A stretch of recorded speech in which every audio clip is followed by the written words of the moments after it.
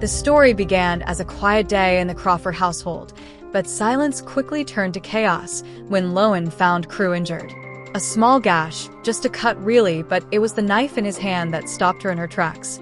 Crew was only a boy, but the words he spoke sent a shiver through Lowen's bones. He said, "Mommy told me to get it. Verity, bedridden for months."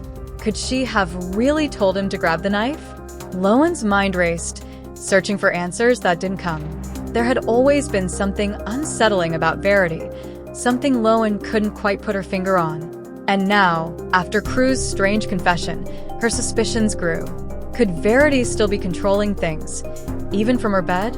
Verity appeared as she always did, motionless, silent, as though the life had been drained from her body long ago.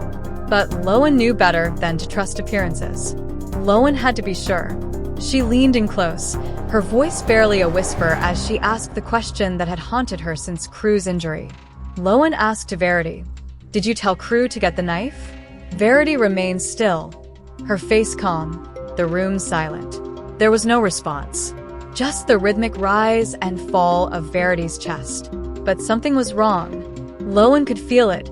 The air was thick with unease. Jeremy, Verity's devoted husband, had heard the commotion. His frustration was clear as he confronted Lowen. Jeremy angrily asked, "What's going on here, Lowen?"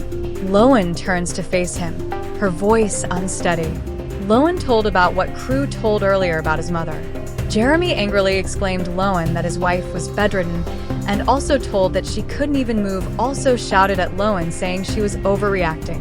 But despite his words, Lowen could see the doubt creeping into Jeremy's eyes. For just a moment, he faltered. He didn't want to believe it, but the seed had been planted. Jeremy's denial wasn't enough to quiet Lowen's suspicions. That night, she found herself back in Verity's manuscript, desperate for answers. Each page she read seemed more sinister than the last. And then she found it, a confession, buried within the manuscript's twisted lines. Lowen's heart pounded. The words were a confirmation of her darkest fears. Verity had control over her children, over Jeremy, even when she appeared helpless. Lowen drops the manuscript, her hand shaking. Was it possible? Could Verity have orchestrated everything? Even now, bedridden, was she pulling the strings from the shadows? Lowen couldn't shake the feeling that something was terribly wrong. Verity may have been playing the role of the helpless victim, but the truth seemed far more sinister. And what if Lowen was right? What if Verity had been deceiving them all along? But if Lowen was wrong, what kind of game was she playing? Has Verity been controlling everything from the start? Or is something darker at play?